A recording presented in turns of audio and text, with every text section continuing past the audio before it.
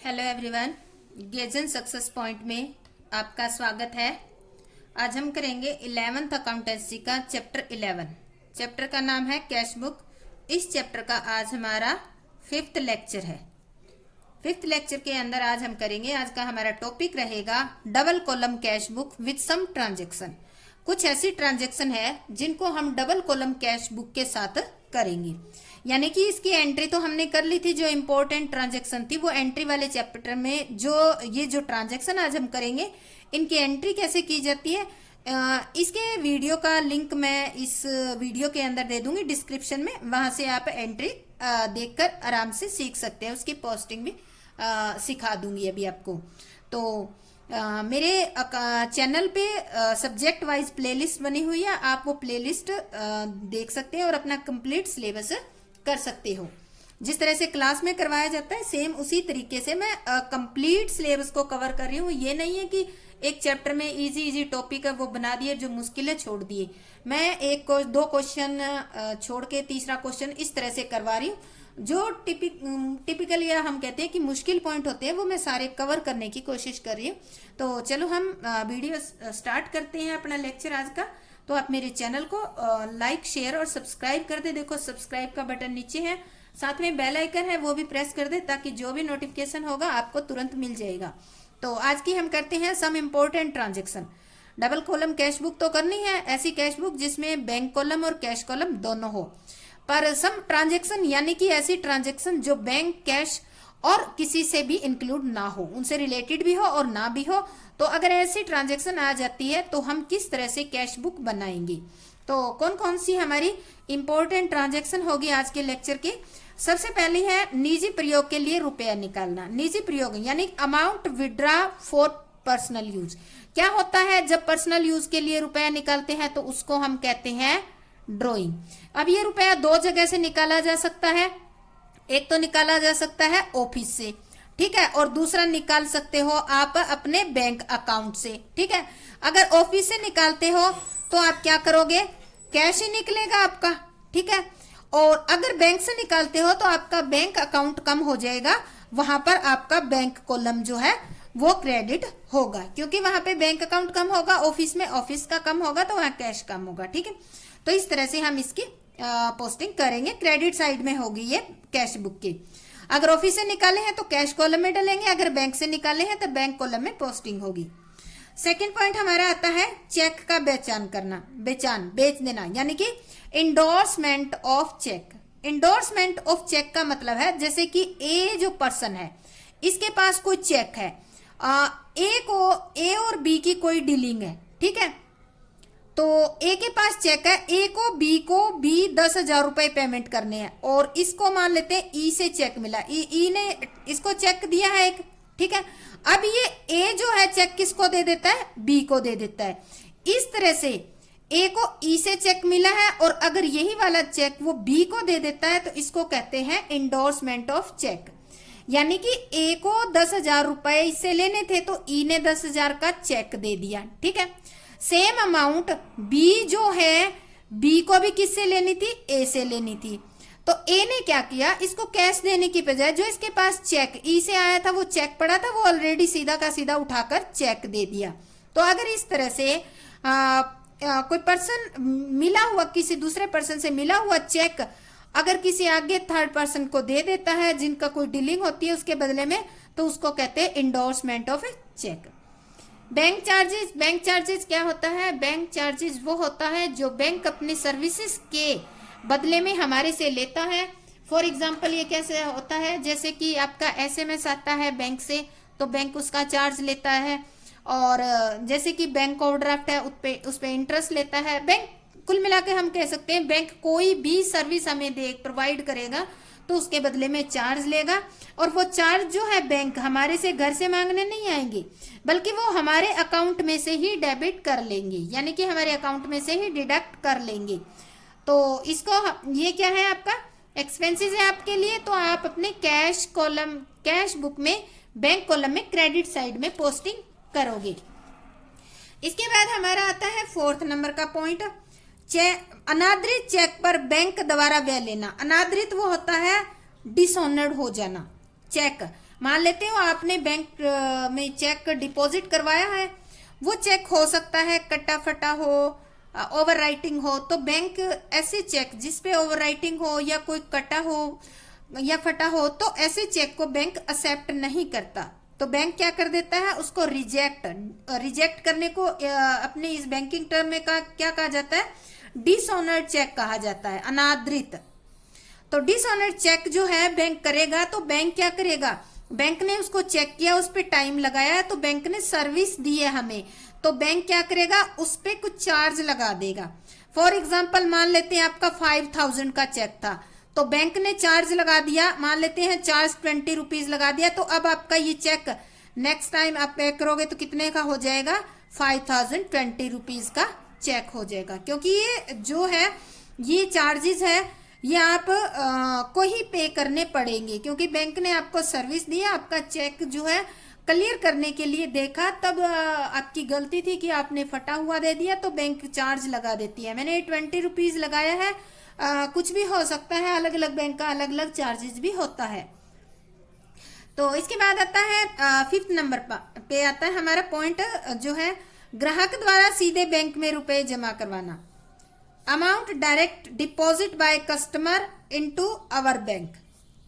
तो देखो हमने किसी ग्राहक, मान लेते ए है, ठीक है, ए हमारा क्या है, कस्टमर है, ए को हमने माल बेचा था 5000 का, ठीक है, इसने ए ने क्या किया, हमें कैश देने के बदले हमारे बैंक में ही डिपॉजिट करवा दिए रुपए, तो इसको कहते हैं डायरेक्ट डिपॉजिट बाय कस्टमर।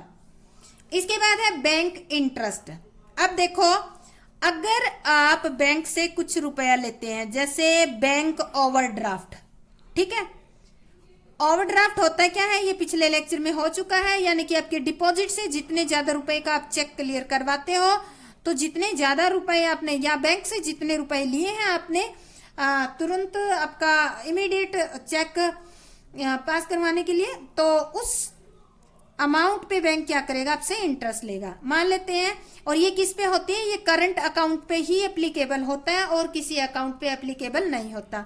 मान लेते हैं करंट अकाउंट में हमारे रुपीज है 10,000, ठीक है, 10,000 रुपीज है, बट हमें इमीडिएटली 12,000 पेमेंट करनी है, तो बैंक ने हमें एक लिमिट दे रखी है, क्योंकि करंट अकाउंट जब ओपन करते हैं तो बैंक एक लिमिट देता है, जैसे 1000 से लेकर, या हम कह सकते हैं 1 रुपी से लेकर 50,000 रुपीज तक। तो अगर हमारे खाते में ना हो तो भी हम उस लिमिट के द्वारा 50,000 तक का चेक हम लिख सकते हैं, इश्यू कर सकते हैं किसी दूसरे को। तो आप देखो केस क्या बन गया हमारा, हमारे करंट अकाउंट में डिपॉजिट कितने थे 1000, बट हमें चेक कितने का पे करना है, 12,000 का चेक देना है। तो इस कंडीशन में क्या होगा, आपका 12,000 का चेक जो है इशू हो जाएगा, बट ये 2,000 रुपीज है, ये किसके है, ये एक टाइप से आपके क्या हो गए, ये लोन हो गया बैंक का। ये इसका ओवरड्राफ्ट नाम इसलिए रखा है कि हमने ये जो रुपए है वो चेक के द्वारा या एक लिमिट ली है, उस लिमिट के अंदर रहते ही हमने इसको इशू किया है, या हम कहते हैं हमारे बैंक में थे उससे ओवर ज्यादा हमने रुपए निकाले, इसलिए इस 2000 को हम क्या कहेंगे, बैंक ओवरड्राफ्ट। अब ये 3 मंथ के अंदर अंदर हमें पेमेंट करने होते हैं। पेमेंट क्या, हम जैसे ही बैंक में डिपॉजिट करवाएंगे तो बैंक हमारे अकाउंट में पैसे डलते ही 2000 अपने काट लेगा। मान लेते हैं ये 5 डे बाद हमने अकाउंट में डिपॉजिट कराए, तो 5 डे बाद ही बैंक काटेगा। तो इस तरह से जितने दिन हम ये यूज करते हैं उतने दिन का बैंक क्या लेता है, बैंक इंटरेस्ट लेता है। अब ये इंटरेस्ट हमारे लिए क्या होगा, इंटरेस्ट हमारे लिए एक्सपेंसेस होगा, हम पेमेंट करते हैं, तो ये हम बैंक और कैश कॉलम में हम कहाँ लिखेंगे, क्रेडिट साइड में बैंक कॉलम में से हमारे ये डिडक्ट हो जाएंगे। इसके बाद आता है जब बैंक द्वारा अधिविकर्ष interest charge on bank overdraft, ये पॉइंट इसके अंदर ही आपको दोनों को इकट्ठा समझा दिया है। और इसी तरह से मैंने एक बैंक ओवरड्राफ्ट का एग्जांपल ले लिया। अगर आप बैंक से लोन लेते हो तो उस लोन पे भी बैंक आपसे इंटरेस्ट लेता है। एक बैंक इंटरेस्ट का उल्टा भी हो सकता है, अगर आपने डिपॉजिट करवा रखे हैं, ये तो मैंने आपको लोन के बारे में बताया है। अगर आपकी डिपॉजिट हो, ठीक है, आपकी डिपॉजिट है तो बैंक आपको क्या करेगा, तब इंटरेस्ट आपको देगा, तब इंटरेस्ट देगा तो आपको मिलेगा इंटरेस्ट। तो आप कैश बुक या बैंक कॉलम में कैश बुक के डेबिट साइड में पोस्टिंग कर दोगे। कॉलम कौन सा होगा? Bank column. साइड कौन सी होगी? Debit side. क्यों? क्योंकि ये इंटरेस्ट आपकी डिपॉजिट पर बैंक ने आपको दिया है। तो ये दोनों हमारे पॉइंट हो गए। तो अब हम इसका क्वेश्चन रीड करते हैं, उसके बाद हम क्वेश्चन करेंगे। इलिस्ट्रेशन नंबर 8A, इस क्वेश्चन को हम रीड करेंगे और फिर इसको सॉल्व करेंगे। Enter the following transaction in cash book with cash and bank column. तो देखो ये डबल कॉलम कैश बुक है हमारी, इसमें दोनों देखो कैश बुक दे रखा है, कैश एंड बैंक कॉलम दोनों कॉलम बनाएंगे। और साथ के साथ क्या क्या रखा है? Also pass journal entry where necessary, और साथ के साथ जर्नल एंट्री भी करेंगे। यानी कि कुछ ट्रांजैक्शन ऐसी हो सकती है जो आपकी कैश और बैंक कॉलम से रिलेटेड ना हो, तो ऐसी ट्रांजैक्शन की हम क्या करेंगे? एंट्री अलग से जर्नल में कर देंगे। तो हम इसको रीड कर लेते हैं। देखो दे रखा है अब 1 अप्रैल दे रखा है 2016 का कैश इन हैंड दे रखा है 6200। बैंक ओवरड्राफ्ट दे रखा है, कैश इन हैंड है वो तो आपका आ जाएगा कैश बुक के डेबिट साइड में टू बैलेंस BD, और बैंक ओवरड्राफ्ट होता है वो क्रेडिट साइड में आता है बाय बैलेंस BD के नाम से। Receive a cheque from Hari and paid into bank on the same day deposit करवा दिया। Received a cheque from Vinod, Vinod से चेक प्राप्त हुआ है, पर देखो 3 तारीख की जो ट्रांजैक्शन है इसमें ये नहीं कह रखा कि चेक उसी दिन बैंक में जमा हो गया या नहीं हुआ, कुछ नहीं कह रखा है। तो इसकी हम जस्ट एंट्री कर देंगे, इसको हम कैश बुक में नहीं लिखेंगे क्योंकि अभी चेक रिसीव हुआ है, बैंक में डिपॉजिट नहीं हुआ है। Check receive from Vinod deposit into bank, और जो ऊपर हमने 3 तारीख को विनोद से चेक रिसीव किया था ये हमने बैंक में डिपॉजिट करवा दिया 3300 का। तो अब इसकी बैंक में डिपॉजिट करने की हम पोस्टिंग करेंगे कैश बुक में। Purchase goods and paid by cheque 20,000 रुपये चेक द्वारा पेड किया, और फ्रेट 250 रुपीज जो है कैश में पेड किया है। Sold goods for cash, sold goods for cash, ये दोनों आइटम आपकी कैश बुक के बैलेंस डेबिट साइड में आ जाएगी। Cell proceed of April 8 deposit into bank, 8 तारीख को जो आपने 16,000 की जो सेलिंग की थी उसके रुपए जो है आपको बैंक में डिपॉजिट करवाने हैं, तो इसकी कॉन्ट्रा एंट्री होगी क्योंकि 8 तारीख को सेल किए, दूसरे दिन रुपए बैंक में जमा करवा रहे हो। 11 तारीख को है withdraw cash for private use, drawing होगी। Withdraw by cheque for private use, ये भी ड्राइंग होगी। Goods purchase from Suresh on credit, credit पे है तो इसकी कैश बुक से बैंक से कोई लेन देन नहीं है तो इसकी जर्नल में एंट्री कर देंगे। Paid to Suresh by cheque, ये हम चेक से पे किया है तो बैंक कॉलम में क्रेडिट साइड जाएगा। Receive a cheque from Ajay note bank, note bank का मतलब है कि चेक आपने रिसीव कर लिया पर अभी तक बैंक में डिपॉजिट नहीं करवाया, तो इसकी एंट्री भी नहीं की, पोस्टिंग नहीं होगी, जस्ट जर्नल एंट्री ही आपको करनी है। 20 तारीख को cheque receive from Ajay endorse to Vijay, ये जो आपने 17 तारीख को चेक रिसीव किया था ये विजय को दे दिया। इंडोर्स मतलब होता है कि आपको विजय को पेमेंट करनी थी और आपको सेम अमाउंट जो पेमेंट करनी थी विजय को, वो आपके पास एक चेक था, आपने वो चेक विजय को दे दिया है, तो इसको कहते हैं इंडोर्स टू विजय। इसके बाद 22 तारीख को receive cheque from Mukesh and deposit it into bank, ये क्या किया? रिसीव किया है और उसी दिन का क्या रखा है? डिपॉजिट करवा दिया बैंक में, तो कैश बुक के डेबिट साइड में एंट्री पोस्टिंग हम कर देंगे। Receive cash 1000 and cheque 1200 for cash sale, ये डेबिट साइड में पोस्टिंग हो जाएगी 1000 कैश में और 1200 आपका बैंक कॉलम में जाएगा। पेड इनटू बैंक, डिपॉजिट करने की एंट्री करनी है आपको, कॉन्ट्रा एंट्री है।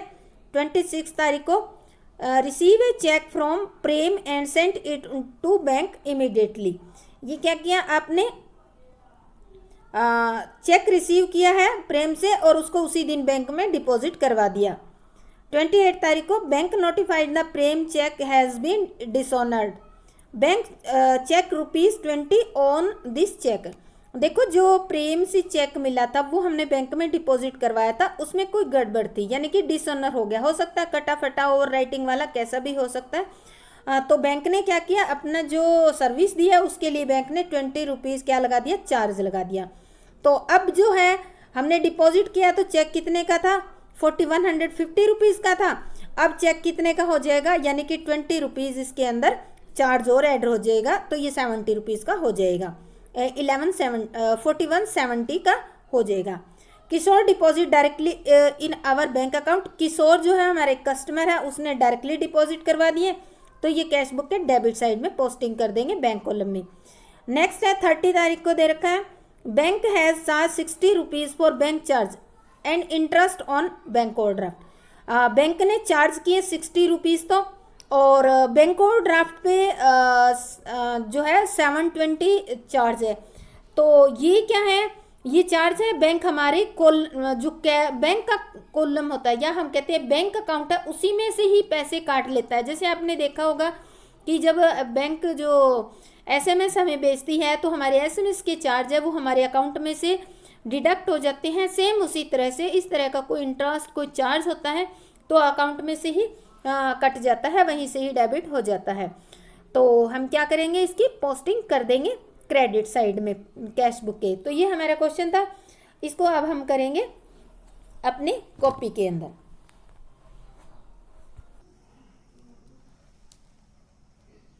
तो मैं क्वेश्चन आपको रीड करवा दिया है और मैं साथ के साथ बोलती जाऊंगी, आप बुक में से मिला लो और हम साथ के साथ ही करते जाएंगे।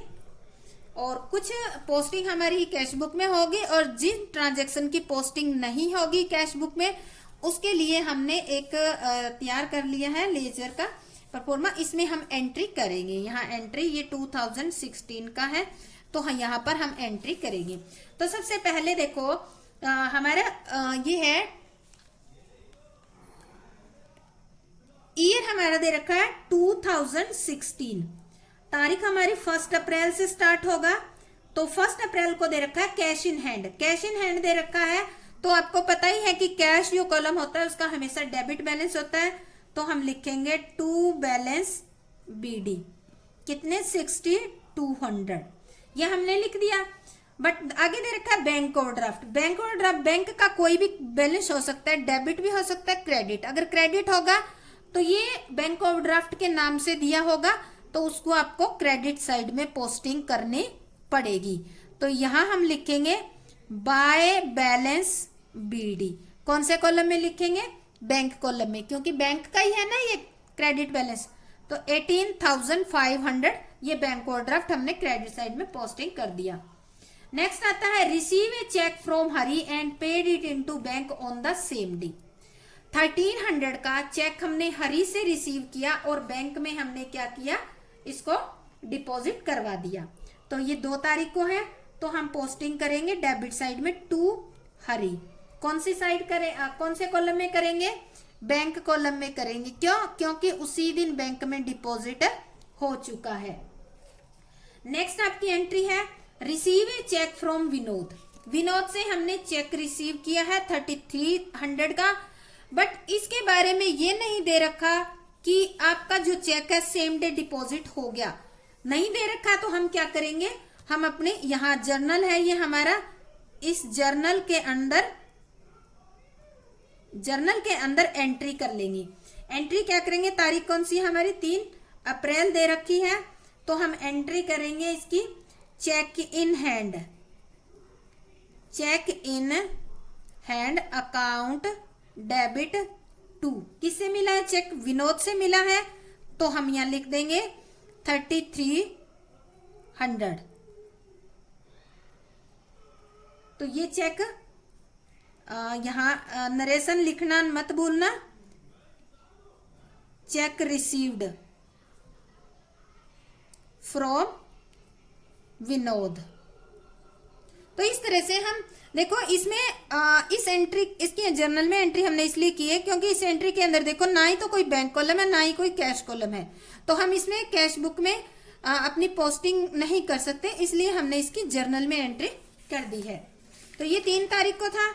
अब देखो 5 तारीख को क्या कह रहा है, check receive from Vinod deposit into bank. जो अभी विनोद से चेक मिला था उसको 5 तारीख को क्या कर देना है आपको, डिपॉजिट करोगे तो आप किस साइड करोगे, डेबिट साइड। 5 तारीख को, 3 तारीख को आपको मिला था, आप दो दिन के बाद आप इसको पोस्टिंग कर रहे हो, इसमें बैंक में डिपॉजिट कर रहे हो। तो यहाँ पे विनोद का नाम नहीं लिखोगे।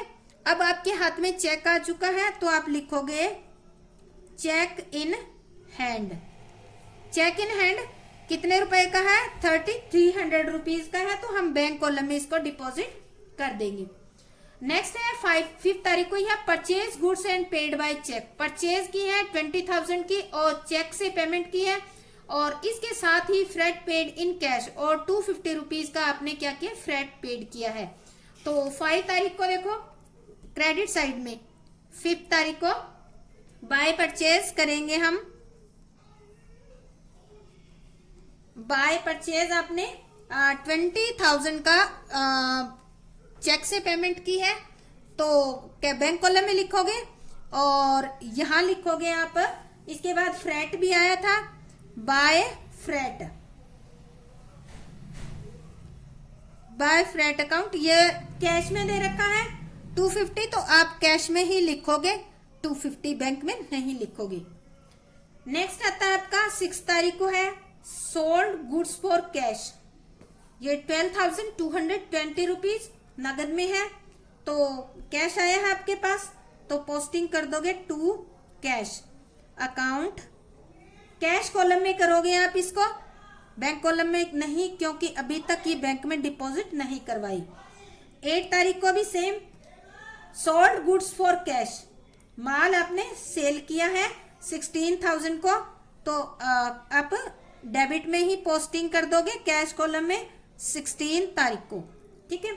अब आगे कह रहा है 9 तारीख को cell proceed of April 8 deposit into bank, यानी कि जो 8 तारीख को आपने आपके पास जो कैश आया था 16,000, इसको आपको बैंक में डिपॉजिट करवाना है। बैंक में डिपॉजिट करवाओगे तो क्या करोगे आप, आपको कॉन्ट्रा एंट्री करनी पड़ेगी, ये आपको 9 तारीख को कॉन्ट्रा एंट्री करोगे, कॉन्ट्रा एंट्री करोगे तो आपकी आ जाएगी इसके अंदर, यहां हम डेबिट साइड में लिखेंगे टू कैश अकाउंट 16,000 बैंक में डिपॉजिट हो गए, और ये कहां से निकले हैं पैसे आपके, बाय, यहां लिखेंगे बैंक अकाउंट, और कैश में से आपके पैसे निकल गए। इसको मैं आपको एंट्री के द्वारा समझाने की कोशिश करूंगी। बैंक में डिपॉजिट करते हैं तो एंट्री करते हैं ऐसे, bank account debit 16,000 to cash account 60,000, तो ये देखो बैंक को हमने डेबिट कर रखा है, तो हमने डेबिट में पोस्टिंग की है to cash account, to cash credit इसके नाम से 16,000, कैश को हमने क्रेडिट कर रखा है, तो हमने क्रेडिट साइड में पोस्टिंग की है बाय बैंक अकाउंट, और कैश कॉलम में हमारे 16,000 थे, तो कैश में हमने 16,000 नोट कर दिए। इसके आगे हम सी लिखेंगे, क्यों, क्योंकि ये कॉन्ट्रा एंट्री है इसलिए।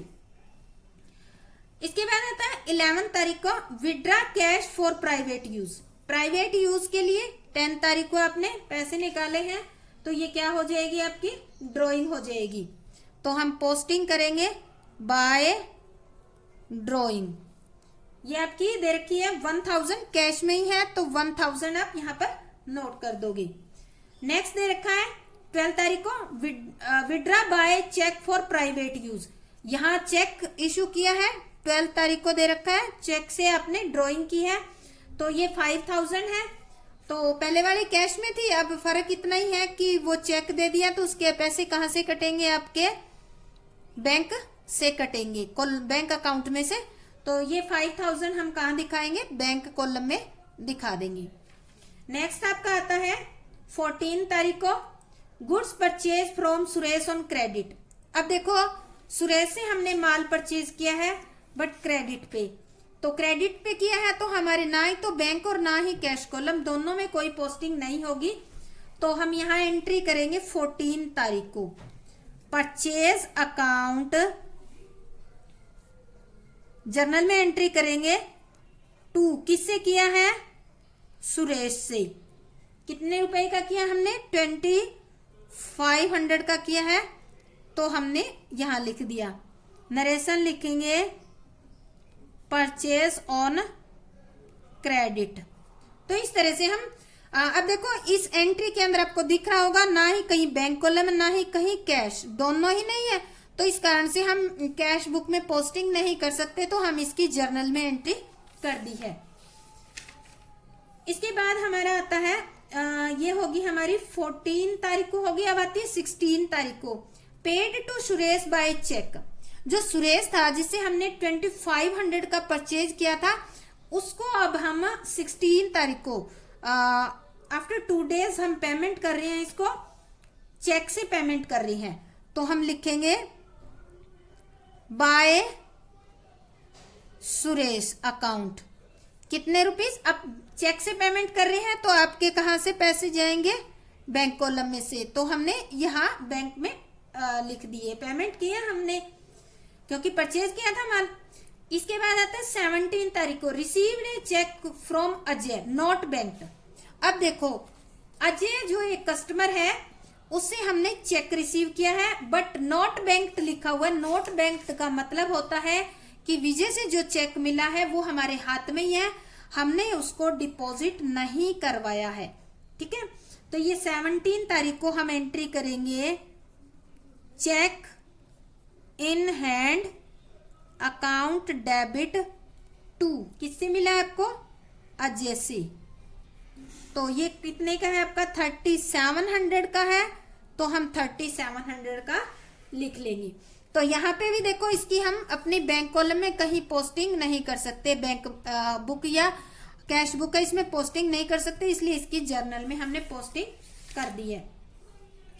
अब इसके बाद देखो 20 तारीख को देखो हमने 17 तारीख को अजय से चेक रिसीव किया था। 20 तारीख को कहते हैं कि cheque receive from Ajay endorse to विजय।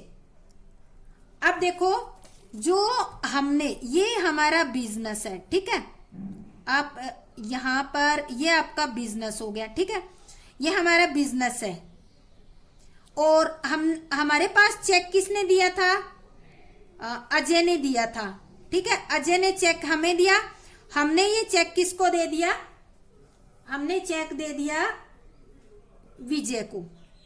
ठीक है, अगर हम विजय को चेक देंगे, कौन सा देंगे, जो ये वाला चेक हमें रिसीव हुआ है ना, ये वाला चेक, ये चेक हम विजय को इंडोर्स कर देंगे।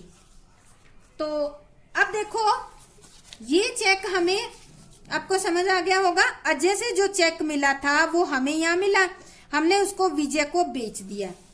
अब इसी एंट्री को ही हम आगे बढ़ाएंगे। 20 तारीख को देखो यही वाला चेक है, कोई नया नहीं है, यही वाला चेक जो है हमने किसको बेच दिया, विजय को बेच दिया। मतलब का होता है कि 3700 की हमें विजय को पेमेंट करनी थी और अजय से हमें 3700 का जो चेक आया था वो यूं का यूं हमने विजय को दे दिया। तो अब ये चेक कहाँ चला गया, चेक चला गया विजय के पास। ठीक है, तो विजय डेबिट टू, हमारे पास से क्या गया है, जब आया तब हमने चेक को डेबिट किया था, अब जा रहा है तो हम चेक को क्या कर देंगे, credit. Cheque in hand 3700 rupees का जो चेक था वो हमने इसको दे दिया है। और ये हम करेंगे यहाँ पे चेक इंडोर्स टू विजय। हमने चेक किसको दिया, विजय को बेच दिया, या उससे हमने कोई माल खरीदा था उसके बदले में पेमेंट कर दी, कुछ भी कह सकते हो। तो इस तरह से हम इसकी पोस्टिंग जर्नल में कर देंगे। नेक्स्ट हमारा आता है 20 तारीख के बाद आती है 22। Receive cheque from Mahesh and deposit it into bank 2700। हमने मुकेश से चेक रिसीव किया और उसको उसी दिन बैंक में डिपॉजिट करवा दिया। तो ठीक है, डिपॉजिट करवा दिया 22 तारीख को, हम सीधा मुकेश के नाम में लिख देते हैं, टू मुकेश। उसी दिन बैंक में डिपॉजिट हो गया है, तो ये 2700 का बैंक कॉलम में शो कर देंगे। नेक्स्ट हमारी जो एंट्री है वो है 24 तारीख को। Receive cash 1000 and cheque 1200 for cash sale. तो आपने माल नगद में बेचा 24 को टू सेल, 1000 रुपए तो आपको नगद में मिले जो सेल किया है उसका, और 1200 का आपको क्या मिला है, चेक मिला है। तो नगद यानी कि उसमें हम डिपॉजिट कर देंगे सीधा सा, यानी कि ये रुपए हमारे बैंक में आ गए हैं। इसके बाद आगे कह रहा है paid into bank. Bank में डिपॉजिट करवाते हैं तो ये कॉन्ट्रा एंट्री देख रहे हो आप, सेम ऐसी एंट्री होगी 25 तारीख को। सेम बैंक में डिपॉजिट करने की एंट्री यही होगी। 10,000 हमने डिपॉजिट करवाए हैं तो हम लिखेंगे to cash account, contra entry है 10,000, बैंक में तो डिपॉजिट हो गए। और 25 तारीख को बाय बैंक अकाउंट आपके कैश कॉलम में से निकल जाएंगे, यानी कि आपके गुल्लक में से रुपए निकल कर कहाँ चले गए, बैंक में चले गए। ये आपकी कॉन्ट्रा एंट्री है तो ये लिखना जरूरी है आपके लिए। 26 तारीख को receive a cheque from Prem and set it into bank immediately. इसको ध्यान से देखना। 4150 रुपीज का चेक है, प्रेम से रिसीव किया और उसी दिन बैंक में डिपॉजिट करवा दिया, तो हम इसको करते हैं टू प्रेम। बैंक में डिपॉजिट करवा दिया तो एज इट इज इसको, ये अमाउंट है इसकी 4,150 रुपीज, बैंक में डिपॉजिट करवा दिया। 28 तारीख को क्या करा है, bank notified the Prem cheque has been dishonoured, bank charge ₹20 on this cheque. Bank ने क्या किया, इस चेक को देखा तो ये चेक क्लियर नहीं हो पाया और इसमें कुछ मिस्टेक थी, इस वजह से बैंक ने इसको नोटिफाई किया। नोटिफाई का मतलब है कि बैंक ने इसके ऊपर चार्ज लगा दिया 20 रुपीज का, और चार्ज लगाकर बैंक ने क्या किया, 28 तारीख को वापिस हमारे पास भेज दिया। तो वापिस हमारे पास भेज दिया तो हम क्या अपने पास रखेंगे उस चेक को, हम हमारे पास भेज दिया तो हम क्या अपने पास रखेंगे उस चेक को, हम कहाँ भेज देंगे उसको, प्रेम के पास भेज देंगे। तो हम पोस्टिंग कर देंगे बाय प्रेम, क्योंकि प्रेम ने ही दिया था ये चेक। तो अब ये चेक कितने का हो गया आपका, बैंक कॉलम में ही लिखेंगे ये 70, यहाँ देखो 50 का था, यहाँ 70 का हो गया। क्यों, क्योंकि 20 रुपीज बैंक ने चार्ज लगा दिया, इसलिए इंक्रीज हो गया। हमने एज इट इज जो है प्रेम से मिला था वो चेक हमने बैंक में डिपॉजिट करवा दिया टू प्रेम करके। जब रिजेक्ट हुआ तो एज इट इज हमने प्रेम के पास भेज दिया, ये जो भी बैंक चार्ज है उसके सहित। इसके बाद 28 तारीख को आगे करें, Kishore deposit directly in our bank account. Kishore हमारे एक कस्टमर है और उसने हमारे अकाउंट में डायरेक्ट डिपॉजिट करवा दी है। इसने भी 28 तारीख को डिपॉजिट करवाई है, तो डायरेक्ट करवाए हैं तो हम इसका नाम लिखेंगे टू किशोर। अकाउंट कितने रुपए हमारे 3000 बैंक में डिपॉजिट करवा दिए। इसके बाद 30 तारीख को कह रहे हैं बैंक है चार्ज, बैंक चार्ज ले रहा है 30 तारीख को, तो हम लिखेंगे बाय बैंक चार्ज। अब बैंक आपके घर तो आएगा नहीं लेने के लिए चार्ज, तो उसने ये चार्ज कहाँ से डेबिट करेगा, हमारे अकाउंट में से काट लेगा, डिडक्ट कर लेगा।